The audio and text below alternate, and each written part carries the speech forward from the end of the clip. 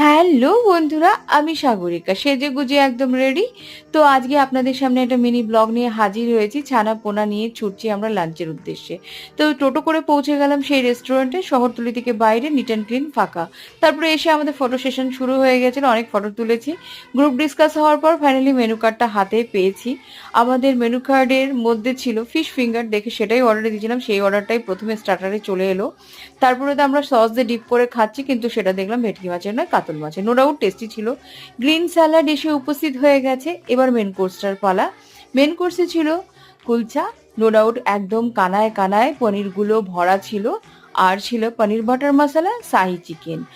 এবারে আমরা মটন কষা আর ভেজ পোলাওটাকে কি করে অ্যাভয়েড করি সেটাও চেখে দেখার জন্য আমরা অর্ডার দিয়ে দিয়েছিলাম।